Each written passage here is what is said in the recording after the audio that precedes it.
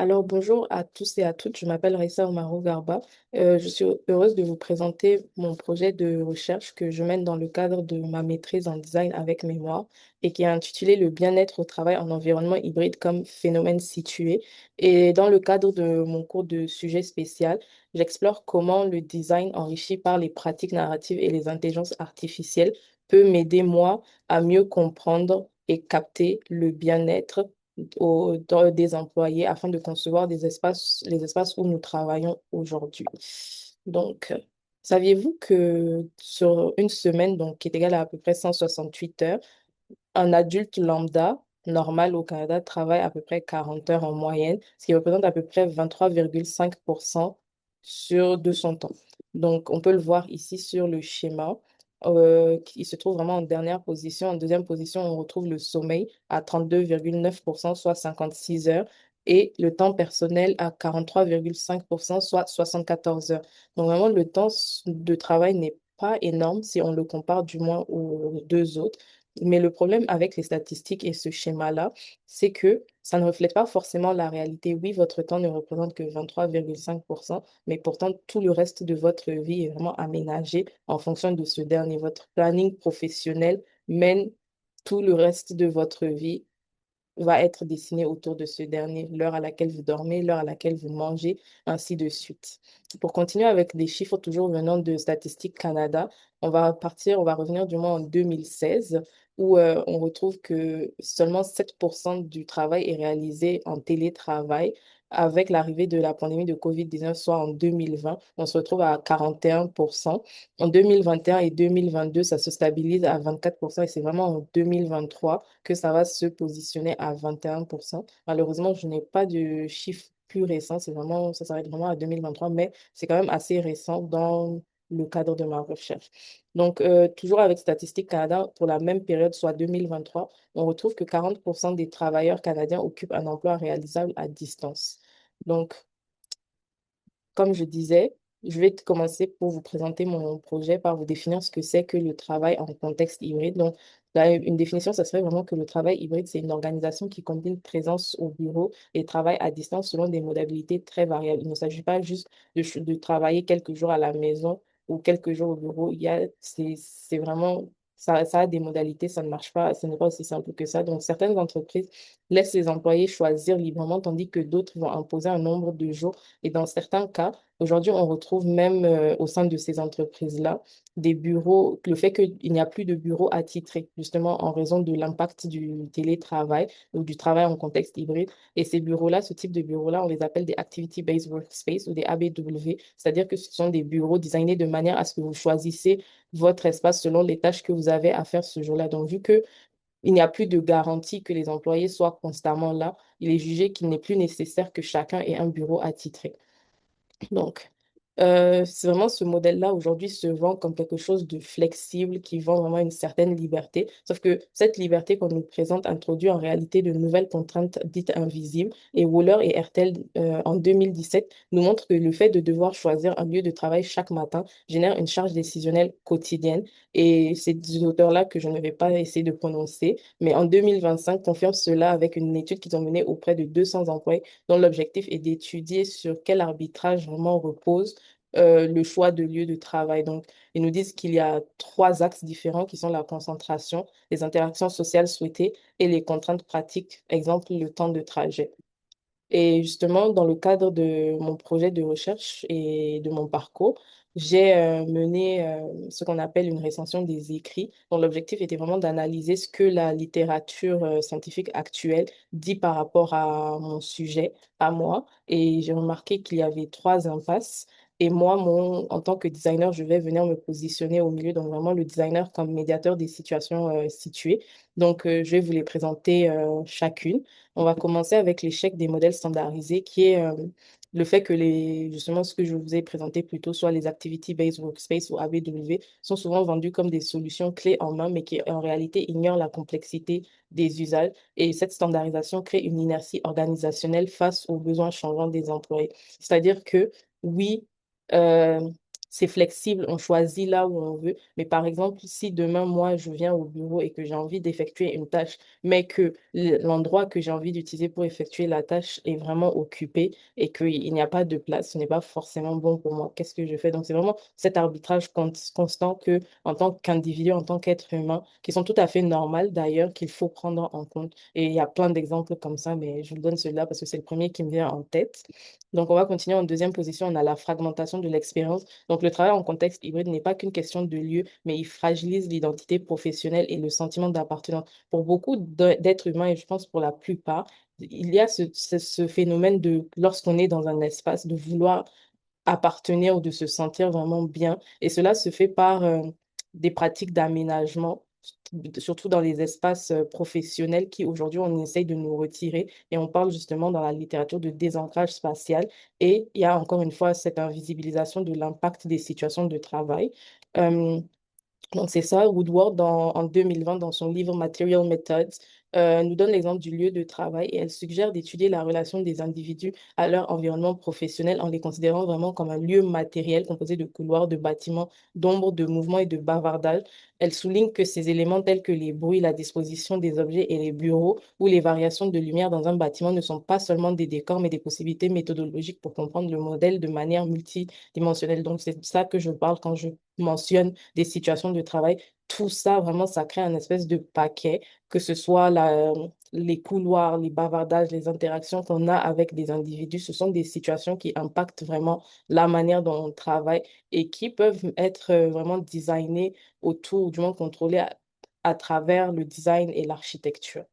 Donc, pour continuer toujours sur Woodward, elle nous donne l'exemple du jean usagé parce qu'elle parle beaucoup de la matérialité et de l'attachement émotionnel aux objets, aux lieux, etc. Donc, comme je disais, elle nous donne l'exemple du jean usagé et dans ses recherches sur le denim, elle montre comment l'engagement physique avec l'objet, toucher les déchirures ou les taches sur un vieux jean, permet aux participants vraiment d'accéder à des souvenirs matériels plus précis et les mots qu'ils utilisent pour décrire leurs sentiments, leurs ressentis tout ça devient des récits dictés par la matérialité de l'objet présent lors de l'échange.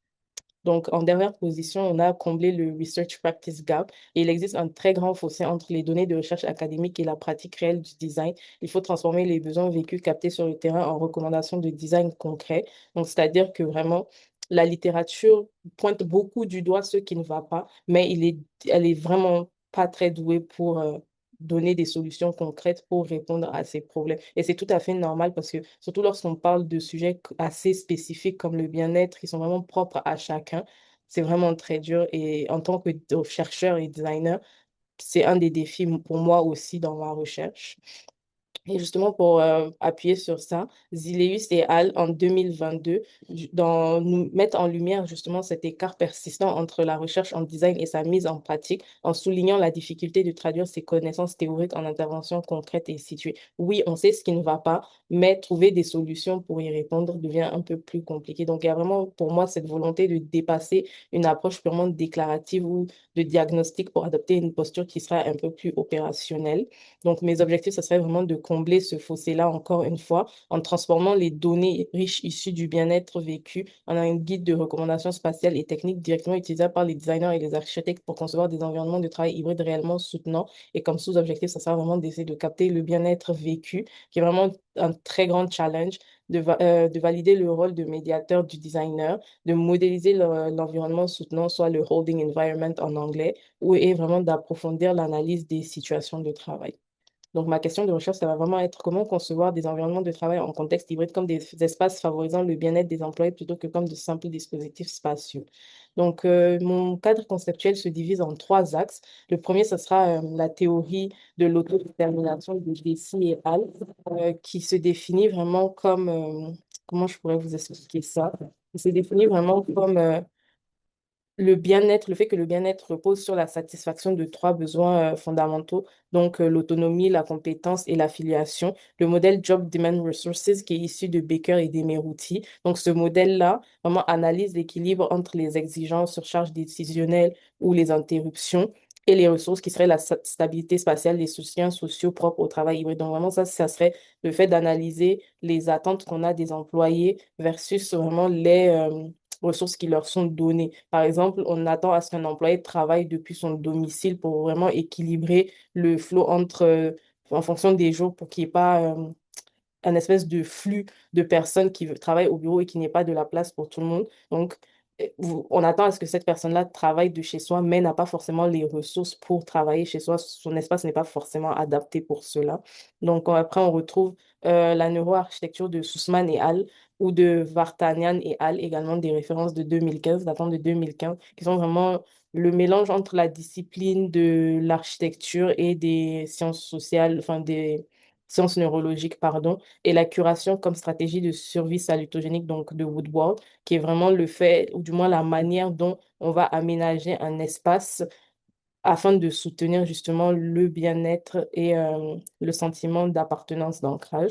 Ensuite, on a les dimensions collectives et éthiques, où on va retrouver l'éthique du Caire de Guigliane, qui date de 1982, qui est justement le fait de définir le bien-être comme un phénomène collectif et rationnel, pardon, relationnel, fondé sur la reconnaissance et la responsabilité partagée, la théorie des communs de Ostrom, où elle envisage les bureaux et les règles d'usage comme des ressources partagées dont la qualité dépend vraiment de la gestion collective par les usagers, la création de cadre ou frame creation de Kidros de 2015, qui est le fait de voir les problèmes qu'on retrouve, ou du moins les problèmes complexes qu'on retrouve en design sous un nouvel angle pour faire émerger des solutions innovantes comme transformer une contrainte spatiale en un levier de bien-être. Le rapport à l'espace et l'ancrage, on va retrouver vraiment le concept d'environnement soutenant, donc Holding Environment de Petriglieri et Al, l'attachement au lieu de Giuliani et Scopetilli, le lieu comme milieu matériel, donc de Woodward, et l'agentivité des objets et des causes agents. C'est vraiment Woodward qui considère que les objets peuvent être un levier dans les conversations, surtout dans la collecte de données, pour comprendre vraiment le lien par rapport à un objet, une situation ou un espace. Continuer, je vais vous parler de ma méthodologie. Donc, je vais partir sur une recherche qualitative située et bidirectionnelle. Donc, ça sera vraiment une approche centrée sur l'expérience usagée dont l'objectif est de capturer le bien-être vécu au sein des situations situées. Et la finalité, comme je disais, c'est de vraiment combler le research practice gap en traduisant les récits du terrain en recommandations de design concret. Et moi, en tant que chercheur, je pars de la posture que le designer agit comme un médiateur en utilisant les données pour les reformuler en des problèmes d'aménagement. Donc, je vais partir sur une approche phénoménologique ainsi qu'une approche plus théorie ancrée que je vais vous définir. Donc, la phénoménologie, pardon, ce sera le fait de s'intéresser vraiment aux gens en général, comment ils ressentent et comment ils utilisent vraiment les lieux dans la vie de tous les jours, dans le quotidien. Au lieu de chercher des chiffres ou des lois universelles, on essaye vraiment de comprendre comment une personne vit une situation de l'intérieur. Le but est de décrire les émotions, les perceptions brutes, comme le stress ou le confort, sans les transformer tout de suite en grandes théories compliquées. Et la théorie ancrée, c'est vraiment de fabriquer une explication, un modèle en se basant uniquement sur ce que l'on observe sur le terrain plutôt que de vouloir vérifier des théories déjà écrites dans les livres. Donc, moi, comme outil pour ma collecte de données, j'aimerais partir sur des entretiens individuels ou de groupe, des observations participantes ou non, et ainsi qu'une collecte de documents et d'objets, et ainsi que de la photo-éllicitation et un parcours. La photo-éllicitation, c'est vraiment le fait de demander de prendre des photos des espaces pour pouvoir décrire ou capturer l'instantané. Donc, comme outil complémentaire, j'aurai également une grille d'observation matérielle. Donc, ce serait vraiment un document que j'aurai avec moi constamment pour pouvoir noter les choses que je remarque, les objets dont on a des objets de curation comme des photos, des plantes, des bibelots ou des objets de transition, par exemple des sacs, câbles et matériels mobiles de nomadisation, les ambiances telles que les lumières, les bruits et les températures. Et ensuite, on va venir parler vraiment de mon cours, ce que j'ai fait dans le cadre de mon cours de sujet spécial en design, donc intelligence artificielle et pratique narrative. Donc, le but de l'expérimentation, c'était vraiment de savoir, est-il possible de susciter des émotions liées à l'identité à travers des récits générés par les intelligences artificielles. Donc, moi, pour commencer, j'avais déjà, en arrivant, une base de données de 28 articles à peu près que j'avais trouvées sur des bases scientifiques comme Sophia, Scopus, Web of Science ou encore Consensus, avec les mots-clés que vous pouvez voir un peu plus haut ici. Donc, c'est vraiment des articles qui regroupent des études quantitatives avec des sondages, des questionnaires qui ont été menés auprès des usagers pour comprendre vraiment comment ils utilisent leurs espaces, la question du bien-être, et etc. Donc, à partir de ce corpus-là, j'ai créé un autre corpus de 15 questions. Donc, c'était vraiment l'expérimentation, c'était d'arriver à créer un outil qui serait utilisable dans le cadre de ma collecte de données. Donc, moi, je voulais vraiment partir sur une espèce de questionnaire. Et l'objectif, c'était de créer un rendu imagé vraiment de l'émotion, pouvoir traduire l'émotion à travers un contenu généré par IA. Donc oui, pour en revenir à mon corpus, j'avais créé 15 questionnaires. C'était des situations, on peut voir un peu ici. Par exemple, tu dois déterminer une tâche urgente, forte concentration, mais ton équipe est au bureau aujourd'hui et attend des échanges informels. Et la question, ça serait où travailles-tu aujourd'hui, à domicile, au bureau, mix des deux, bureau, mais anti-isolant. Donc, c'est vraiment des choses, des trucs comme ça sur lesquels je voulais partir. Donc, j'ai fait un premier test avec Firefly Gemini et c'était vraiment très bien. Le résultat était assez réaliste, je trouve, pour une IA, une intelligence artificielle. Mais le seul problème, c'est que c'était une image et je trouvais ça trop plat. C'est sûr qu'on peut vraiment, on peut lier des émotions à travers une image avec une image. Ça peut attiser certaines émotions, mais je trouvais ça quand même trop plat dans le cadre de moi, ma vision et de mon projet de recherche. Donc, je me suis dit, ce serait plutôt simple pour moi ou plus pertinent d'aller sur un format vidéo assez court. Et donc, le deuxième essai, j'ai découvert que Canva IA, qu'il y avait une IA Canva qui a été créée par Canva en 2023. Et vu que j'avais déjà créé mon gabarit de questionnaire sur Canva, je me dis, bah, quitte à tenter, je vais continuer avec Canva. Donc, j'ai donné une chance. Et les résultats étaient vraiment, je trouvais vraiment pertinents. Après, ça dépendait vraiment des questions, mais j'ai relevé vraiment trois gros problèmes. Déjà, le fait qu'il n'y avait pas de son, qui était un gros problème pour moi, ou du moins, je m'en suis rendu compte une fois que la vidéo a été générée. Et je trouvais que ça allait être pertinent dans, ben, peut-être pas pour toutes les questions, mais pour certaines, pour beaucoup d'entre elles, surtout quand on parle de bruit, d'espace ouvert bruyant, d'échanges informels. C'est important d'avoir le bruit pour se situer, du moins le son pour se situer. Donc, il y avait pas, c'était impossible de générer du son avec Canva IA. La difficulté à s'identifier, donc je vous montrerai l'exemple après. Mais par exemple, oui, la vidéo est réaliste et ça rend vraiment bien. Mais le problème, c'est que le format était trop court. Et également, je voulais partir sur quelque chose de 10 à 15 secondes. Parce que là, c'était vraiment un peu moins de 5 secondes ou de 5 secondes pile. Et 5 secondes, ce n'était pas forcément assez pour capturer vraiment ce que je voulais, en tout cas dans ce cas-là. Donc, vous pouvez le voir ici. L'objectif, c'était de décrire une situation où une femme vient travailler au bureau et elle n'a pas, ou du moins, il n'y a pas de place, il y a beaucoup de bruit et et elle arrive et tous ses collègues sont à la maison. Donc, la vidéo n'est pas forcément, ne reflète pas forcément ça, mais je trouvais quand même que les résultats étaient déjà pas mal. Donc, j'ai un autre exemple ici, vous pouvez voir, avec Marc travaille depuis son appartement et partage son espace avec un colocataire et il dispose d'un ordinateur portable mais pas de bureau dédié. Ils se sont fatigués et peinent à se concentrer l'après-midi. Donc, oui, là, déjà, vous voyez, comparé à l'autre, c'est toujours Canva IA. Pour cet exemple-là, ça a beaucoup mieux capturé ce que je voulais, mais toujours le manque de son.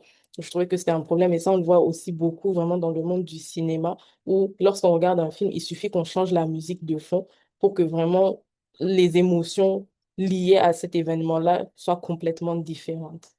Donc, voilà. Et je me suis dit, oh, ben, si les vidéos sont déjà bien, ce que je peux faire, ce serait vraiment d'essayer de générer du son grâce à une autre IA. Donc, j'ai donné une chance à ChatGPT et les résultats étaient vraiment catastrophiques. Ça n'avait rien à voir. Pourtant, il m'avait dit qu'il pouvait le faire, mais malheureusement, je ne peux pas vous faire écouter. Mais vraiment, c'était pas du tout ça. Donc, j'ai également essayé avec Canva IA qu'on peut voir ici, mais encore une fois, pareil que ChatGPT, c'était pas du tout ça. Et pour continuer, si je me suis dit que ce que je pourrais faire, j'ai essayé de vraiment voir mon problème ou du moins comment aborder mon sujet sous un autre angle. Donc, à partir du premier corpus, le corpus initial que j'avais, soit les 28 articles, j'ai décidé d'extraire les questions que je pouvais retrouver dedans ou grâce à euh, le texte, recréer certaines des questions qui avaient pu être posées dans le cadre de ces questionnaires-là parce qu'ils ne sont pas toujours accessibles. Donc, je suis arrivée à un résultat d'à peu près 270 questions. Donc, à partir de là, j'ai également créé une carte avec l'aide de ChatGPT, une carte interactive. C'est vraiment, ça a été vraiment fait avec du codage. J'ai créé une carte interactive grâce à ChatGPT pour justement considérer aussi les biais de ma recherche. Donc, on peut voir que vraiment la plupart des articles et la vision sur laquelle je pars du travail en contexte hybride reste quand même assez eurocentré en général.